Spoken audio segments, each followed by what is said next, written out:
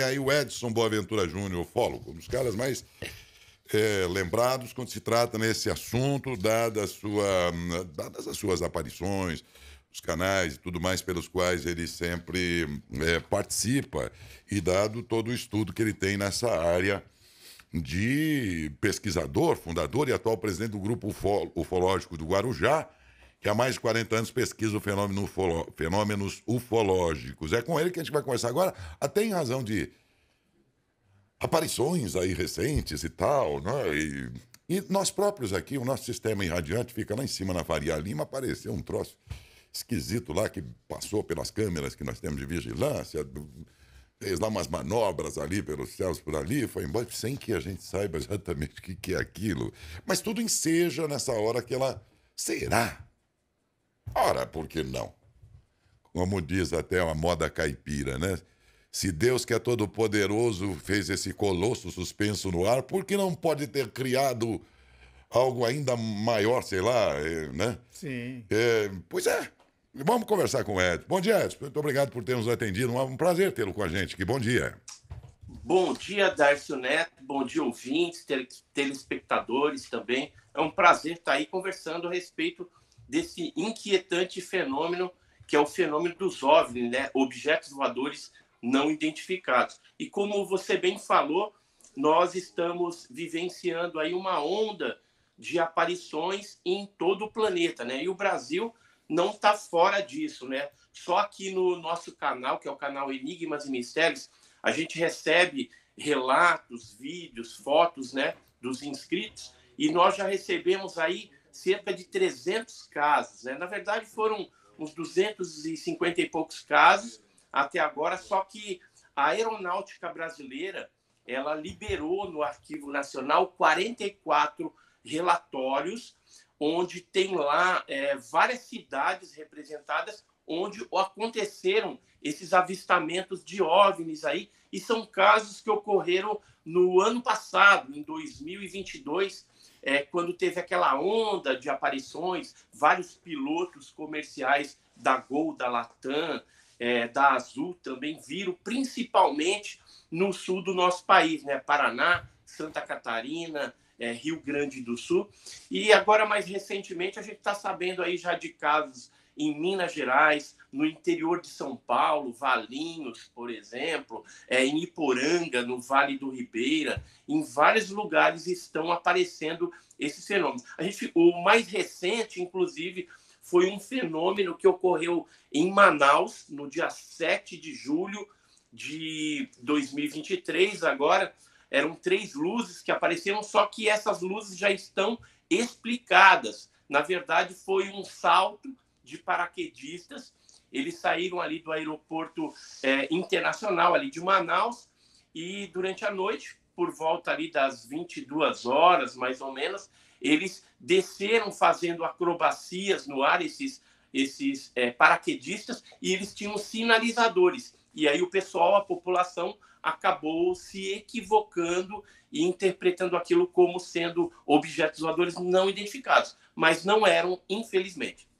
Ô Edson, entre esses relatos que você diz das autoridades aeronáuticas brasileiras, eu não tive como não lembrar de uns homens mais sérios da aviação brasileira, que também fez um relato até hoje inesquecível de um avistamento que ele teve, o general Osiris Silva. Esse cara é um dos homens mais sérios desse. Aliás, o Brasil precisava ter uns 20, pelo menos, homens como esse aí, porque ele é ninguém menos do que o criador da Embraer, meus amigos. Um sonhador que insistiu, que persistiu e que criou uma indústria de avião nesse país, que é um orgulho nosso. O general Osiris Silva, ainda vivo, até onde me lembro, já com certa idade, mas ainda... Ele ainda trabalha, viu? Ele Sim, está numa lúcido. faculdade, É, uma faculdade lá no litoral paulista, ali é, em Santos, né? Ele está trabalhando ainda. isso. Ele é um grande personagem da aviação brasileira, É. realmente. E no dia 19 de maio de 1986, ele Ele era juntamente ministro, não é, com... Edson? Naquela época. Ministro Era da ministro. Aeronáutica.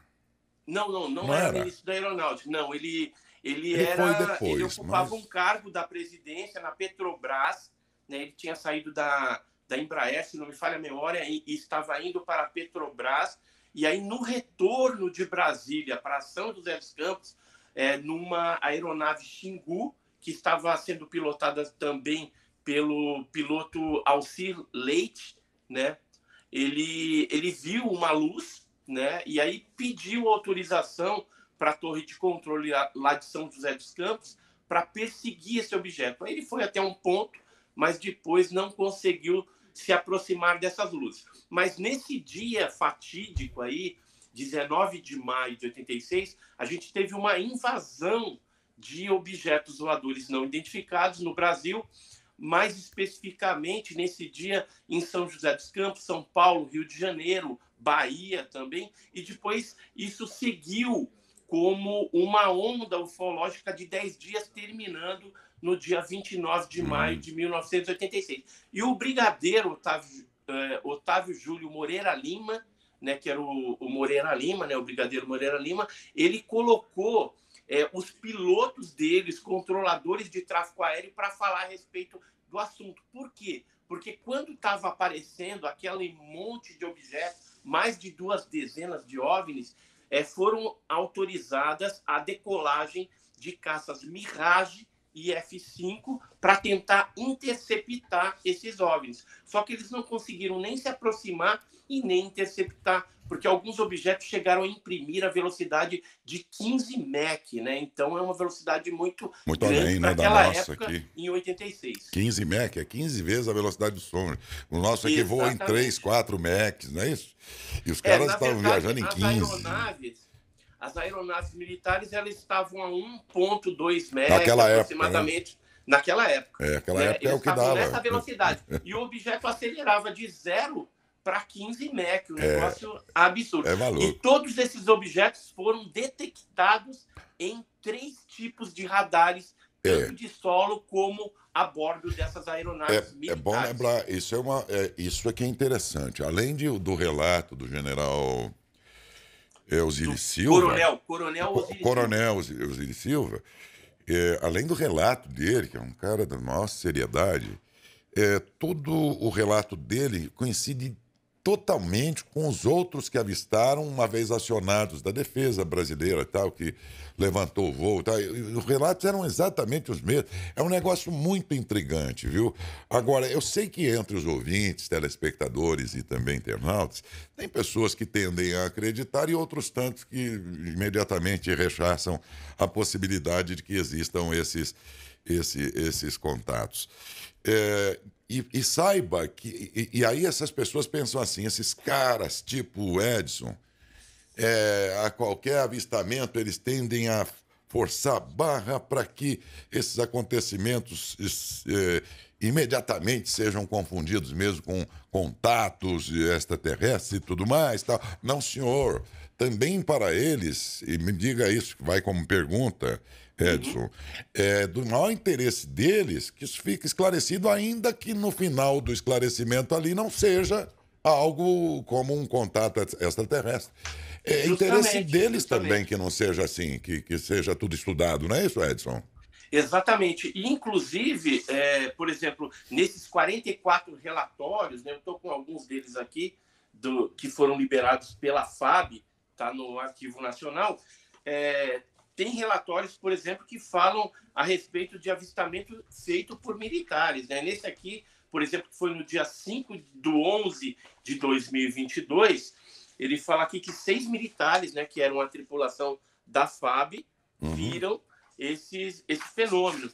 E o interessante, né, é que assim, a Força Aérea Brasileira, a Marinha, o Exército, ela tem um órgão que investiga e cataloga todos esses eventos aí. No caso, a Marinha são os OVNIs, objetos submarinos não identificados, né? E a FAB ela já vai para as coisas que acontecem mais no ar aí. E sempre está recebendo algum tipo de relatório, alguma coisa voltada, né, para esses assuntos aí. E o Exército ele entra quando tem alguma atuação mais drástica, assim, caiu um objeto, tem seres lá para ser capturado, que nem o caso de Varginha, por exemplo. Então, o que a gente observa? Que, embora o assunto seja um pouco incipiente, às vezes, para o público, os militares estão dando crédito e estão investindo dinheiro, tempo e o seu contingente militar para investigar esses fenômenos. E, dito isso, no Brasil já acontece isso há muito tempo.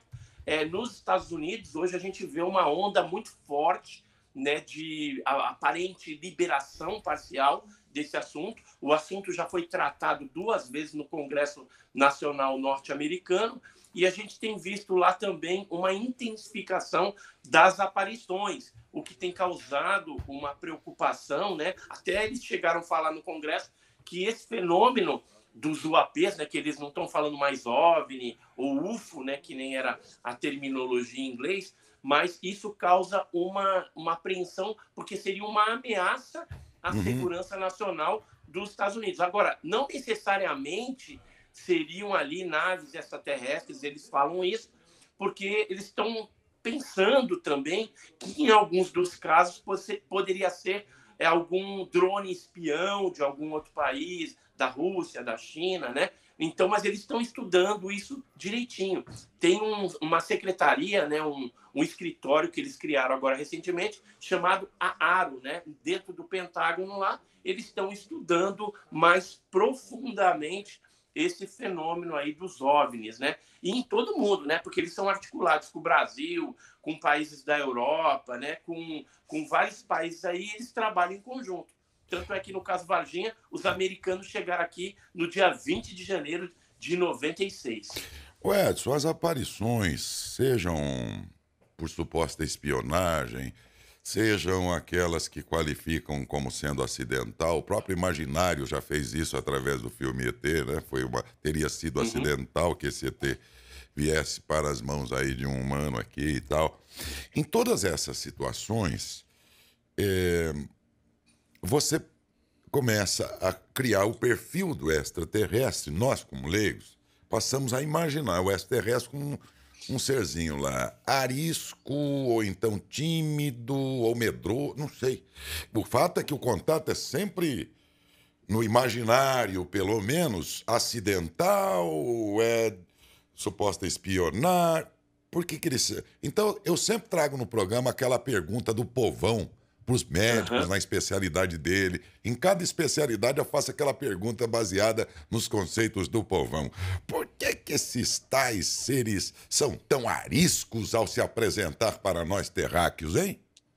Olha, na verdade, é assim, eu acredito que eles entendam que o ser humano ele é muito agressivo, então eles ficam meio arisco ali com o ser humano. Tanto é que, em alguns casos, a gente percebe que às vezes parece que está ali o ser, mas é uma espécie de projeção, tipo um holograma, né? Porque teve algumas testemunhas que tentaram tocar essa criatura e não pegaram nada, mas a criatura estava ali em 3 dimensões, né? 3D, embora fosse provavelmente uma projeção. Por que eles fazem isso? Para não correr algum tipo de risco de agressividade ou de contaminação. E a gente percebe que, nos casos ufológicos, que a gente já tem aí registrado no mundo oficialmente, que está aí na casa de 5 milhões de casos, sendo que aproximadamente 50 mil são casos de contatos diretos com esses seres, a gente percebe que a tipologia mais comum é aquele Grey, né? Aquele cabeçudo, de olho preto, baixinho. Esse corresponde a 80% dos casos mundiais. 15% são tripulantes parecidos com o ser humano e 5% são seres bizarros, aí, né? Robóticos, com o corpo todo coberto de pelos. A criatura de Varginha, por exemplo, estaria dentro desses 5% também. E os baixinhos, né? Aqueles greys, chamados também cinzentos, eles que correspondem a 80%, a gente já percebeu que a atitude deles é uma atitude mais de pesquisa, né? Então, eles abduzem os seres humanos, levam para dentro da nave, fazem experimentos, né? E então esse tipo aí é o mais atuante.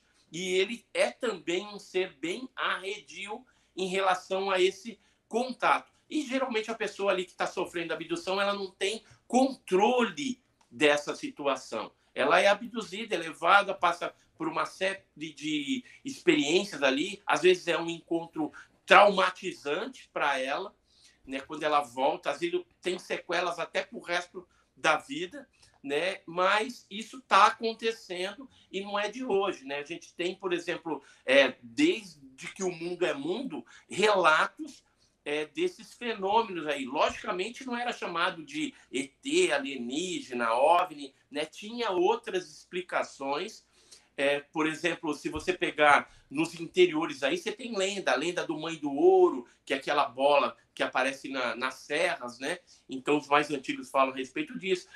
Tem, por exemplo, na época do Brasil colônia, algumas cartas jesuíticas que falam desses encontros com seres ali estranhos que os jesuítas chamavam de demônio, né? Então, se a gente for ver direitinho a história que está na carta do jesuíta, a gente vai ver que, às vezes, é um encontro, às vezes uma abdução, alguma coisa que aconteceu no Brasil colônia, mas foi interpretada como um demônio por conta da religião mesmo, por conta dos jesuítas que estavam ali e interpretavam esse fenômeno que eles não entendiam como algo demoníaco. O Edson, estou conversando com o Edson Boaventura Júnior, ufólogo, pesquisador, fundador e atual presidente do Grupo Ufológico do Guarujá, que há mais de 40 anos pesquisa esses fenômenos ufológicos, de aparições, de contatos de extraterrestres com humanos. Os humanos já foram ou estiveram perto e estão de olho em outros planetas, nós humanos, não é? Então a gente não encontrou ainda alguém por lá para saber, olá, como vai, tá tudo bem, como é que vocês vivem? Não, nós não chegamos a isso ainda. E por essas descrições todas, os extraterrestres sim já encontraram vida em outros planetas, nesse caso o nosso. Isso significaria que eles estão muito mais avançados em suas pesquisas do que nós? Olha, pelo menos tecnologicamente sim, né? Porque eles já encontraram uma forma de vir de algum lugar aí no universo para cá. E aí você tem um monte de teoria, né? A teoria extraterrestre, que eles viriam de outros sistemas solares, né? Dos exoplanetas, talvez, aí, que a astrofísica tem estudado, a parte de exobiologia tem estudado bastante. E esses seres, né?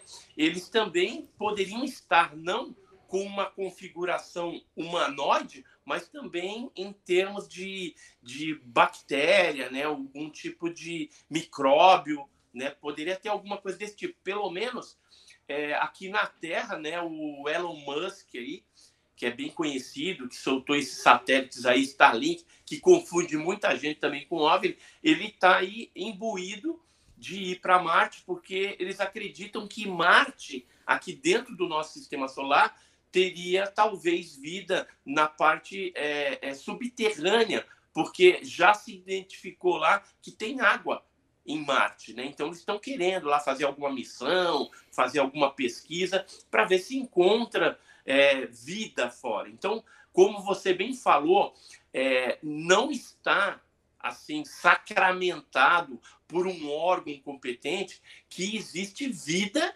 extraterrestre. Ainda não se encontrou isso oficialmente, mas extraoficialmente, pelas aparições de OVNIs, a gente percebe aí que tem seres que não têm nada a ver com a raça humana aqui, né? Que são coisas totalmente diferentes, e a tecnologia usada para chegar aqui é uma tecnologia diferenciada. Tanto é que os militares, né, cientistas, as áreas de inteligência de vários países estão interessadas em obter esses metamateriais e ultramateriais dos OVNIs para, através de um processo de engenharia reversa, construir os seus próprios discos voadores ou aplicar até essa tecnologia de alguma forma para algum avanço médico na área de comunicação. Eu acredito até que isso já está acontecendo e já aconteceu, né? Tanto é que a gente vê aí que o nosso avanço tecnológico em algumas áreas tem sido bem grande, por exemplo, a área de comunicação, a área médica, né, celular, tal. Então a gente percebe que os drones, né, hoje a gente tem uma quantidade, variedade de drones, de artefatos voadores aí para ser usado até com fins bélicos aí, que são bem interessantes, né, e eficazes nessas atuações.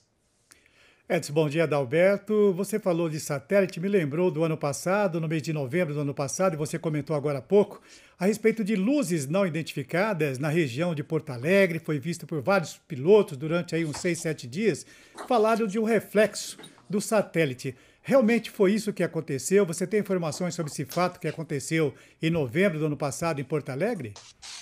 Olha, eu tenho, inclusive, nesses relatórios aqui da aeronáutica, eles falam bastante desses casos, porque são os reportes dos pilotos, e pelas características ali que a gente observa, alguns fatos poderiam ser o satélite Starlink, mas não todos, porque tem casos, por exemplo, de objetos que foram vistos que tinha cor. Que eu vou colocar essa foto aqui, ó, um objeto azulado, outro alaranjado. Isso aqui não é satélite Starlink. Tem depoimentos, por exemplo, de pessoas que viram esses objetos lá no sul do nosso país, descendo, pousando, saindo seres ali de dentro desses objetos. Então, não é tudo, né?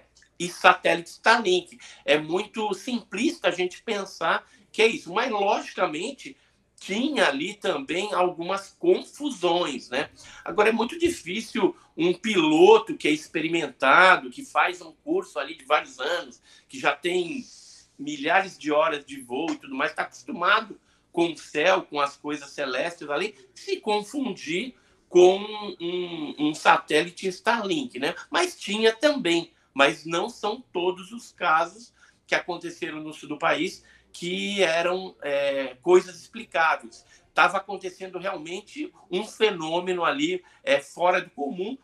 Nós temos uma revista também, que essa revista aqui, OVNI Pesquisa, a gente chegou a publicar até uma matéria, Nova Invasão de OVNIs no Brasil, que mostra e demonstra que cresceu exorbitantemente a quantidade de casos aqui no Brasil, principalmente a partir do ano aí de 2021 para cá, né? Então teve assim uma quantidade grande. E curiosamente a gente fez uma tabela estatística dos casos ufológicos e a gente observa que no sul do país coincide com a maior quantidade de casos. Se a gente pegar aqui novembro e dezembro de 2022, nós temos aí computados 57 casos que ocorreram só naqueles 2 meses ali do final de 2022. E o negócio continua crescendo e aparecendo aí. A gente tem recebido muita coisa,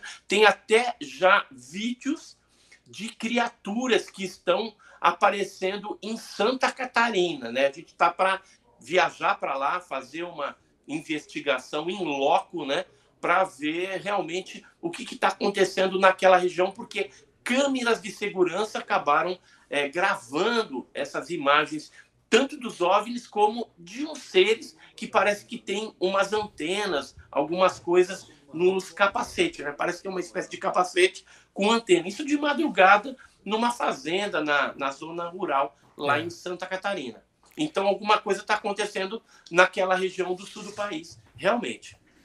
É impossível, né? Sei lá, eu penso dessa maneira. Nesse universo todo, que é enorme, grande, a gente não tem noção do tamanho, só nós vivemos aqui. Há uma certa arrogância na gente em achar que só existe a gente. Dessa maneira, mas respeito quem pensa o contrário. Com tantas galáxias que existem, o homem acha que ele é o...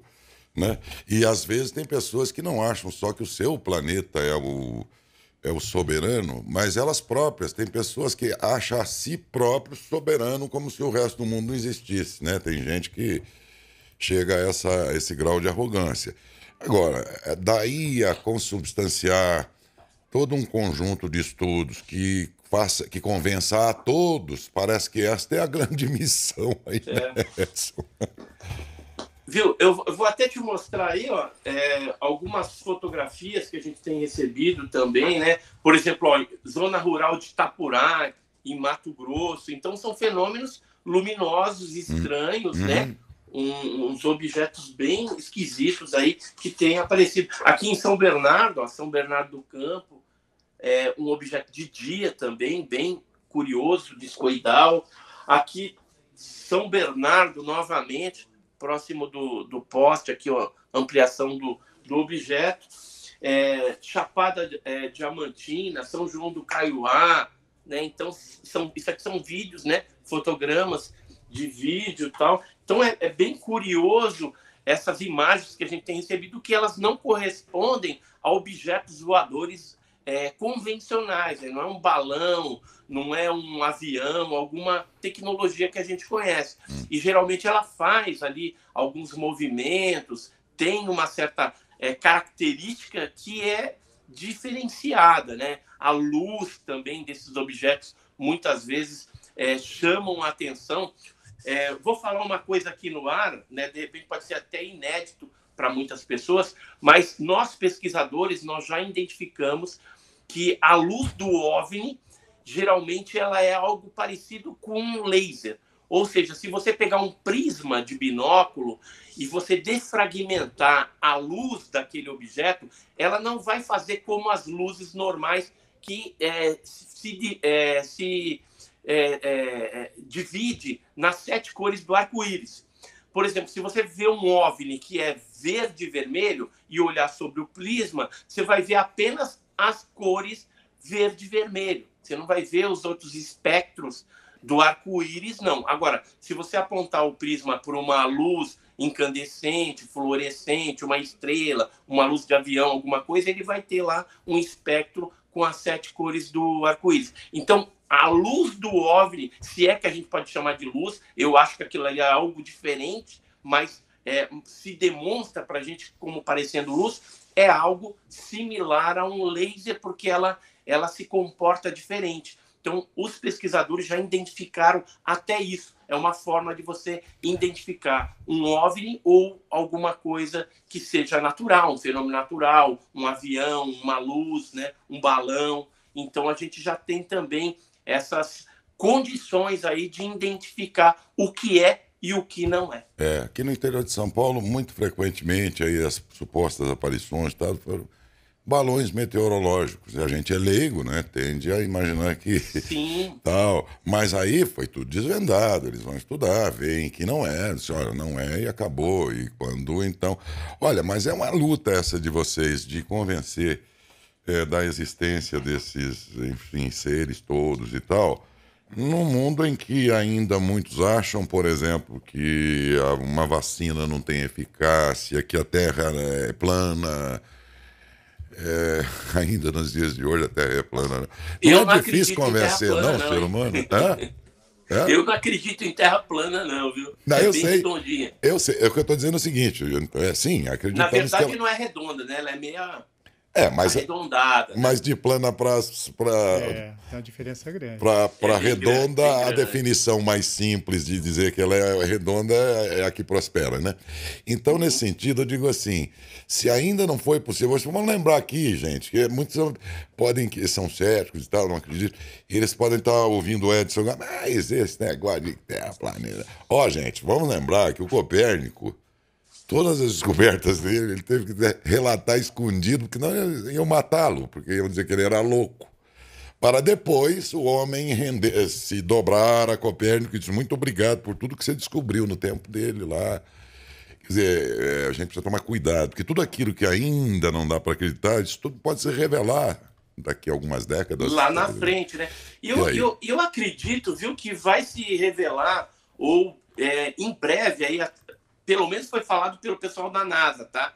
A Ellen Stoffen, que é uma das chefes de um departamento lá da NASA, ela falou que até 2030 seria revelado ao mundo que vida extraterrestre existe. Não sei que tipo de vida, se é bacteriana, se é uma vida assim que nem nós estamos acostumados, né? Humanoide, cabeça, tronco e membros, mas o que está rolando atualmente são pessoas lá nos Estados Unidos que resolveram denunciar o governo norte-americano, porque o governo americano tem, já há muito tempo, a gente sabe disso, naves que eles capturaram, naves inteiras, pedaços de nave, corpos não humanos, e esses denunciantes, no caso capitaneado pelo David Grush, que é um funcionário da inteligência. Eles vão agora, entre os dias 20 e 31 de julho de 2023, vai ter uma nova audiência pública no Congresso Nacional Norte-Americano, onde vai chegar várias pessoas lá e denunciar apresentando provas. Eles já apresentaram uma parte das provas, que é um DVD com documentos, com imagens, fotos e vídeos, provando que os Estados Unidos pegou de vários lugares aí, inclusive do Brasil. Tem um piloto da USAF, da Força Aérea Norte-Americana, que irá denunciar, né? A gente está esperando ansiosamente isso, que ele vai denunciar que ele esteve aqui no Brasil e ele transportou a nave e as criaturas que foram capturadas lá no sul de Minas Gerais, em Varginha, em 96. Né? Então já apareceu aí um desses militares, pilotos da Força Aérea Norte-Americana, que vai ser um dos denunciantes. A partir daí, eu não sei o que vai acontecer. Pode ser que a gente tenha uma abertura, pode ser que o governo norte-americano venha com uma desculpa esfarrapada, fale qualquer coisa. Não, a gente tem mesmo, mas é lixo espacial. Pode ser que, de repente, eles falem isso. Mas a gente está aguardando aí as cenas dos próximos capítulos. Eu, como pesquisador e fazendo uma análise do cenário, eu apostaria numa data aí de 2028, até 2028, devemos ter aí já algum país. Eu acredito que vai ser pelos Estados Unidos mesmo, que ele não vai deixar a China nem a Rússia chegar na frente e revelar ao mundo, olha, vida extraterrestre existe. Mas a gente está prestes a receber essa notícia até 2028, acredito eu, e aí a gente vai ter que mudar a nossa consciência e a gente vai ter que quebrar alguns paradigmas para compreender melhor esse fenômeno, que vai ser uma realidade para nós aqui. E a imprensa, ela tem um papel fundamental nesse momento, e a gente percebe que ela tem dado atenção a esse assunto e de forma mais responsável. No passado fazia chacota, aquela coisa toda, mas hoje a imprensa está de parabéns aí, que tem dado uma atenção para esse assunto e tratado o assunto com a seriedade que ele deve ter. Mas essa disputa mundial entre grandes nações, elas, assim, sempre que tem grandes descobertas ou algo de importante a dizer, descobertas feitas e tudo, elas se antecipam sempre, porque é assim que elas se afirmam diante das outras. Então eu fico aqui pensando, não lhe causa estranheza saber que os Estados Unidos então fez prisões ou conseguiu reunir lá material extraterrestre, nave, não sei o que mais.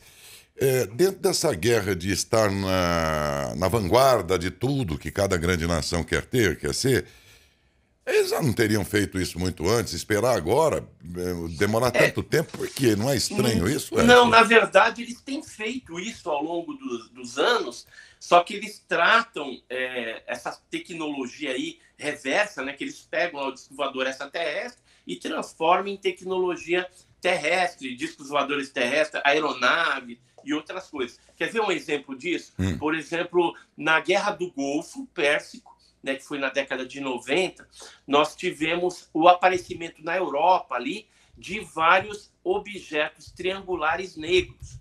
Passada a guerra, acabou a guerra e tal, todo mundo pensava que era OVNI, triangular e negro. Só que aí os Estados Unidos veio esclarecer isso. Na verdade, era a tecnologia stealth, que é aquele avião negro, triangular, que não é detectável em radar, que estava ali espionando, né, o pessoal na guerra, né? Então, veja que às vezes eles já têm a tecnologia, já estão usando isso, mas por ser uma coisa secreta, né, um artefato secreto, às vezes as pessoas veem aquele negócio e interpretam como sendo um OVNI, alguma coisa alienígena, mas não é. Na verdade, tinha uma explicação. Então, eles têm, sim, algumas bases. E aí eu diria, por exemplo, a área 51, a área 52, 53, onde eles fazem esses experimentos aí, criam essas tecnologias a partir de material aí ufológico que eles recolhem no mundo inteiro. Muito né? bem. Tanto nos Estados Unidos como em outros países. Gente, seja você alguém que acredita que essas aparições sejam, ou você não acredita e numa situação em que parece, você pode falar, nada, esse é o padre do balão que está voando por aí ainda. Enfim, não importa o quê. O assunto te interessa, eu vou deixar aqui o Edson, finalmente, ele próprio dizer aqui como você pode acessar todo o trabalho deles. Eles estão há 40 anos em pesquisa de fenômenos ufológicos. Se é um assunto que te interessa, como encontrá-los aí diariamente, Edson? Olha, nós temos um canal no YouTube, né? É praticamente o maior canal de ufologia quase 1 milhão, na atualidade. Viu? Quase 1 milhão, né? E lá a gente tem assim mais de 750 vídeos, né? Então, se a pessoa é interessada nesse assunto, quer aprender um pouquinho mais, a gente procura colocar material lá de qualidade e sério, né? Porque a nossa metodologia na pesquisa é científica. Além do canal, né, do canal Enigmas e Mistérios, nós temos a revista OVNI Pesquisa, né? E, inclusive, o próximo número, a gente vai estar fazendo uma especial sobre a Operação Prato, que foi uma operação militar que investigou esse fenômeno na década de 70 nos estados do Pará, Maranhão e Amazonas, né? As pessoas eram atacadas por essas luzes e tudo mais. Então, quem tiver interesse na revista, tem a versão impressa e digital no site www.ovnipesquisa.com.br, né? Então, tem essa revista também para você aprender um pouquinho mais a respeito desse assunto. E eu devo ir para Ribeirão Preto ainda esse ano para fazer uma palestra, alguma coisa aí. A gente está negociando, esquematizando esse tipo de coisa. Então, em breve aí a gente deve ter alguma coisa.